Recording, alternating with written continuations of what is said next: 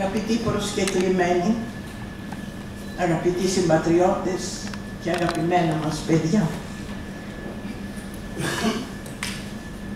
κύριε Πρόεδρε, το αναγνωστηρίο ημούσε, κύριε Παναγιώτη, για μένα.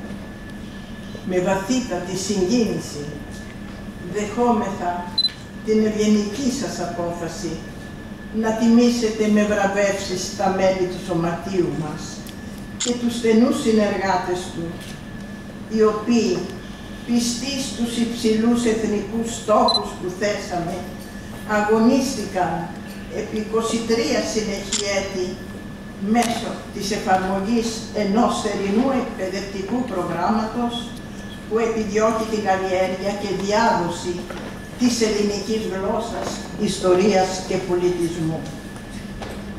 Δεχθήκαμε ως τώρα αρκετές τιμητικές διακρίσεις από αξιόλογους συλλόγους, αλλά η απόψινή βραδιά έχει για μας κάτι το ξεχωριστό και ιδιαίτερα συγκλονιστικό.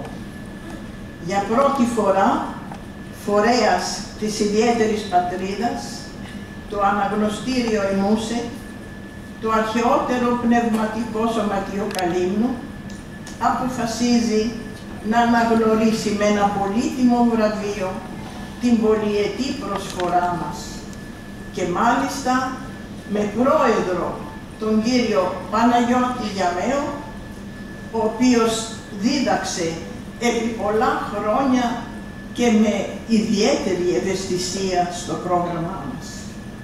Σας παρακαλούμε, κύριε Πρόεδρε, να δεχθείτε την έκφραση της βαθύτατης ευγνωμοσύνης μας για την αναγνώριση της αξίας του έργου του σωματείου μας.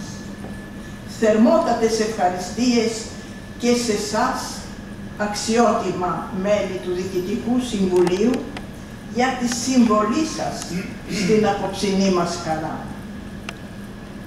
Σε αυτή την όμορφη εορταστική ατμόσφαιρα, θεωρώ υποχρέωσή μου να εκφράσω εκ μέρους των μελών του Διοικητικού μας Συμβουλίου τις άπειρες ευχαριστίες μας και στις δεκάδες των Καλυμνίων και Αθηναίων εκπαιδευτικών όλων των βαθμίδων και των ειδικοτήτων, καθώς και στους αφανείς συνεργάτες, οι οποίοι πρόσφεραν ανιδιοτελώς τις πολύτιμες υπηρεσίες τους με πλήρη συνείδηση της αξίας της προσφοράς μας.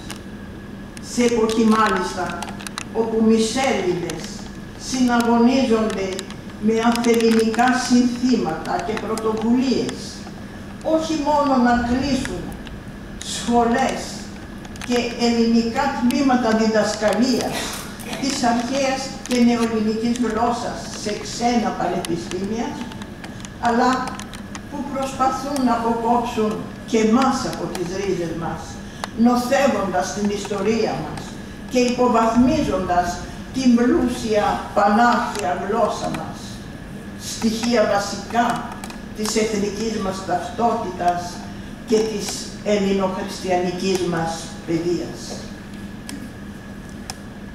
Καθώς το δηλώνει και ο τίτλος μας, Σωματείο Διεθνών Σχέσεων και Πολιτιστικών Ανταλλαγών, όσοι παρακολουθήσατε όπως χθες βράδυ τις αποχαιρετιστήριες εορταστικές εκδηλώσεις των φοιτητών μας, θα διαπιστώσατε ότι το μισό πρόγραμμα πάντα περιλαμβάνει τραγούδια και χορούς με παραδοσιακές στολές της πατρίδος τους. Επίσης, κατά τη διάρκεια των μαθημάτων μας, ξένοι εκπαιδευτικοί και φοιτητές παρουσιάζουν σελίδες από την ιστορία και τον πολιτισμό τους. Παράλληλα με την διδασκαλία της ελληνικής γλώσσας και τη συμβολή της Ελλάδας στον παγκόσμιο πολιτισμό, προσπαθούμε έμμεσα να διδάξουμε στους νέους μας το σεβασμό στις αξίες και τις παραδόσεις και της δικής τους πατρίδας. Πολύτιμη ασπίδα ενάντια στην ισοπεδωτική παγκοσμιοποίηση.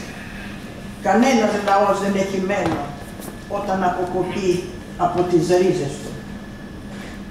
Με βάση αυτές τις αρχές κατορθώσαμε παρόλες τις αντιξοότητες και ιδιαίτερα της οικονομικής κρίσης να ιδρύσουμε με τις μικρές λιγοστές δυνάμεις εστίες διάδοσης της ελληνικής σε 34 χώρες της Ιφιλίου μέσω 600 και πλέον φοιτητών και καθηγητών.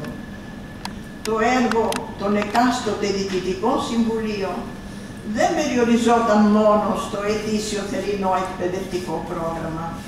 Διοργανώσαμε σημαντικά συνέδρια τόσο στην Ελλάδα όσο και στο εξωτερικό, όπου συμβάλαμε και στην ίδρυση τμήματων διδασκαλίας της ελληνικής γλώσσας, όπως σε Πανεπιστήμιο της Σλοβακίας και της Χιλής.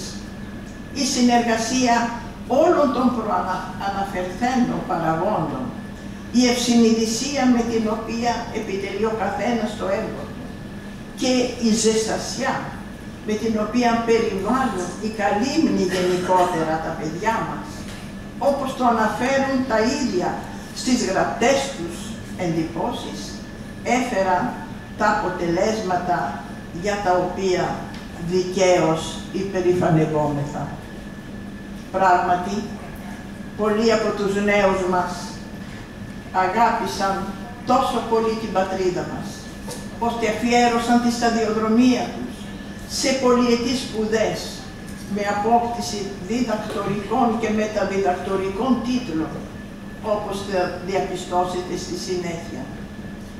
Αρκετοί είναι πλέον καθηγητές σε πανεπιστήμια, σε ιδρύματα ελληνικού πολιτισμού του εξωτερικού, σε κυριακάτικα σχολεία, τα οποία ιδρύουν συχνά ήδη ή εργάζονται ως μεταφραστές, ξεναγοί ή διερμηνείς.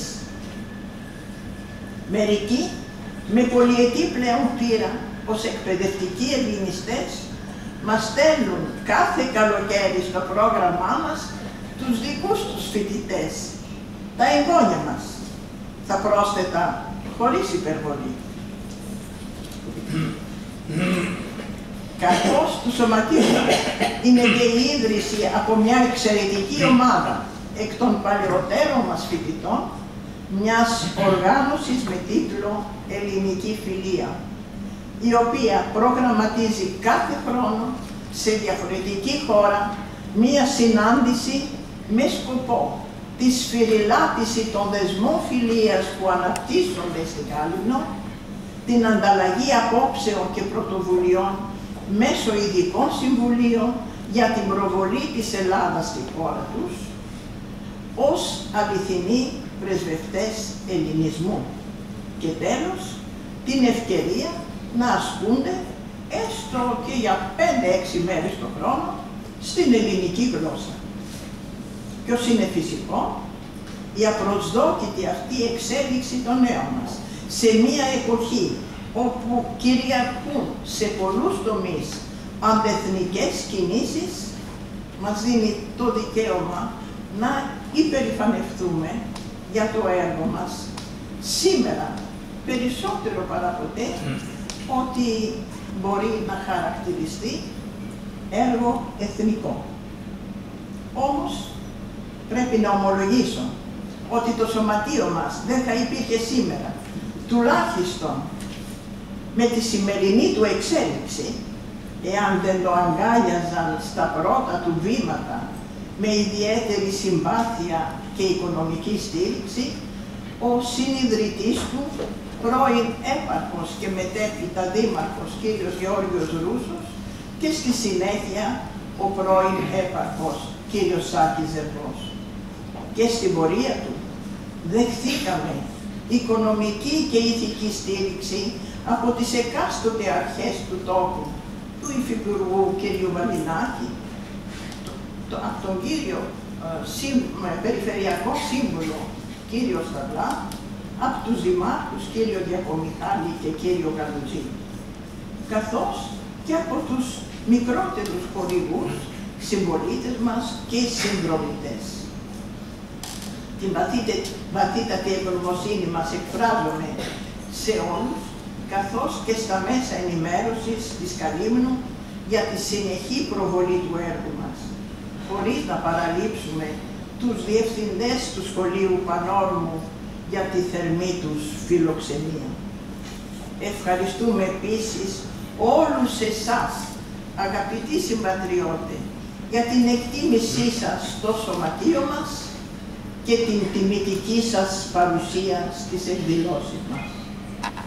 Πριν κλείσω την ομιλία μου, θα ήθελα να εκφράσω και πάλι τις θερμότατες ευχαριστίες μας σε εσάς, κύριε Πρόεδρε, και στο αξιόλογα μέλη του Διοικητικού Συμβουλίου, με την υπόσχεση ότι θα τιμήσουμε το πολύτιμο βραβείο σας, συνεχίζοντας τον ιερό αγώνα μας χωρίς να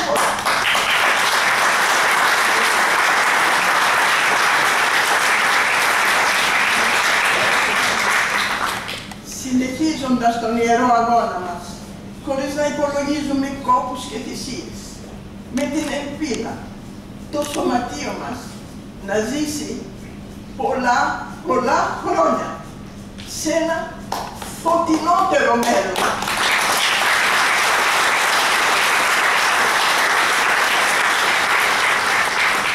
Πιστό στα ιδανικά της πατρίδας μας.